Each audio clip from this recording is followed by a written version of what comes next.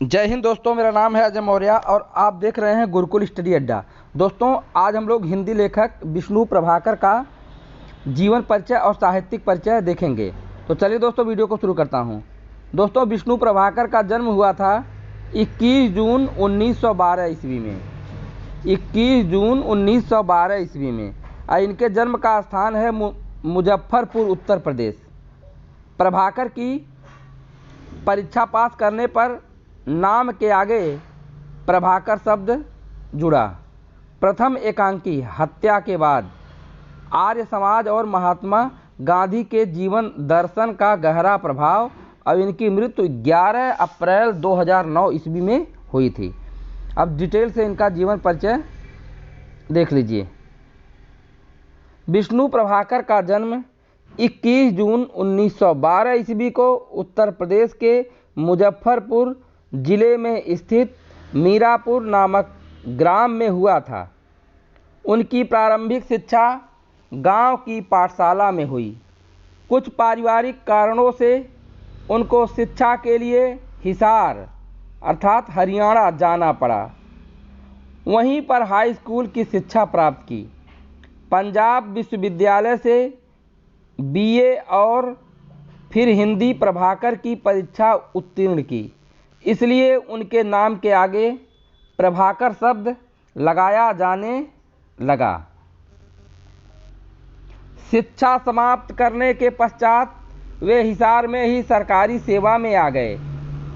सरकारी नौकरी के समय भी वे साहित्य के अध्ययन एवं लेखन में संलग्न रहे। सन 1931 ईस्वी में उनकी पहली कहानी प्रकाशित हुई। सन 1933 ईस्वी में वे हिसार नगर की शौकिया नाटक कंपनियों के संपर्क में आए और उनमें से एक कंपनी में अभिनेता से लेकर मंत्री तक का कार्य किया। सन 1938 ईस्वी में हंस का एकांकी विशेषांक प्रकाशित हुआ। उसे पढ़ने के उपरांत और कुछ मित्रों की प्रेरणा से उन्होंने सन 1939 ईस्वी में प्रथम एकांकी लिखा, जिसका शीर्षक था हत्या के बाद। आप आकाशवाणी दिल्ली केंद्र पर ड्रामा प्रोड्यूसर तथा बाल भारती के संपादक भी रह चुके हैं। आपके जीवन पर आर्य समाज और महात्मा गांधी के जीवन दर्शन का गहरा प्रभाव रहा है। इनका निधन 11 अप्रैल 2009 ईस्वी को हुआ। अब कृतियाँ देख लीजिए। कृतियाँ: विष्णु प्रभाकर ने अपने विधाओं पर अपनी कलम चलाई। आपके द्वारा लिखे गए एकांकी, नाटक, कहानी, उपन्यास, जीवनियाँ, रेडियो रूपक और रिपोर्टाज हिंदी साहित्य की महत्वपूर्ण निधि है। एकांकी के क्षेत्र में आपका विशिष्ट योगदान रहा है। एक ख्याति प्राप्त एकांकीकार के रूप में प्रभाकर जी ने सामाजिक, राजनीतिक एवं ऐतिहासिक विषय वस्तु पर आधारित कई महत्वपूर्ण एकांकियों की रचना की। आपने सामाजिक एकांकियों के आधार पर वर्तमान समाज की यथार्थ स्थिति एवं अनेक ज्वलंत समस्याओं को उभारा है। शरत चंद्र की जीवनी पर आधारित आवारा मसीहा आपके द्वारा लिखी गई बहुचर्चित एवं अत्यंत प्रभावपूर्ण रचना है। प्रभाकर जी की प्रमुख नाट्य रचनाएं हैं: नव प्रभात नाटक, डॉक्टर, प्रकाश और परछाइयाँ, 12 एकांकी, अशोक, इंसान और अन्य एकांकी, 10 बजे रात, ये रेखाएं, ये दायरे, ऊंचा पर्वत, गहरा सागर, मेरे श्रेष्ठ रंग एकांकी, तीसरा आदमी, नए एकांकी तथा डरे हुए एकांकी संग्रह। अन्य प्रसिद्ध रचनाएं: ढलती रात, स्वप्नमयी, संघर्ष के बाद, जाने अनजाने आदि।